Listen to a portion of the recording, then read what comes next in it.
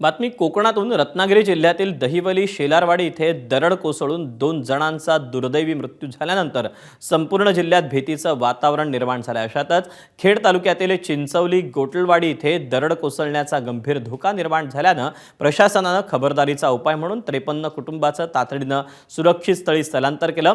पावसानं उसंत घेतली असली तरीही दर दिवशी जमिनीच्या भेगा वाढू लागल्यानं धोका निर्माण झालाय.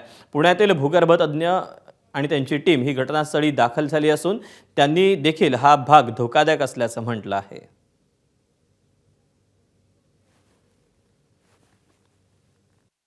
मागील 4 ते 5 दिवसापासून कोकणामध्ये मुसळधार पाऊस पडतोय. त्यातही खेडमध्ये गेले 3 ते 4 दिवस मुसळधार पावसामुळे इथलं जनजीवन विस्कळीत झालेलं आहे. दहिवली गावामध्ये एक दरड दुर्घटना घडली होती आणि त्याच धर्तीवरती अजून एका ठिकाणी मोठ्या प्रमाणात डोंगर सरकायला सुरुवात झालेली आहे. चिंचवली या गावामध्ये गोटलवाडी आहे आणि या वाडीमध्ये जवळपास 27 घरं आहेत.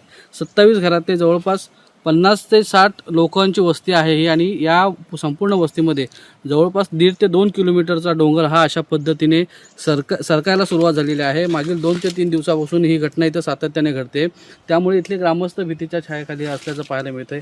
प्रशासनाकडून सध्या इथली जी वस्ती आहे त्या वस्तीतील ग्रामस्थांचं स्थलांतर करण्यात आलेलं आहे. इथलं एक सार्वजनिक समाज भवन आहे, त्या ठिकाणी त्यांचं स्थलांतर करण्यात आलेलं आहे. आपल्यासोबत काही ग्रामस्थ आहेत, जाणून घेऊयात. सर्व व्यवस्था सुरक्षित चालू आहे, पण आमचं इथं राहण्याचं जे काही हे आहे ते व्यवस्थित सरकारने करावं.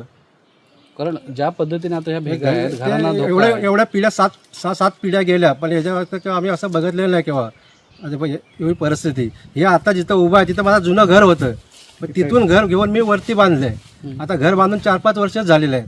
जवळजवळ नाही तर 25-30 लाख रुपये खर्च पण केलेला आहे आणि त्याचं आता स्थलांतर करणं हे सरकारने व्यवस्थित रीती करून द्यावं एवढी विनंती आहे. स्वप्नील घाग, ABP माझा, खेड, रत्नागिरी.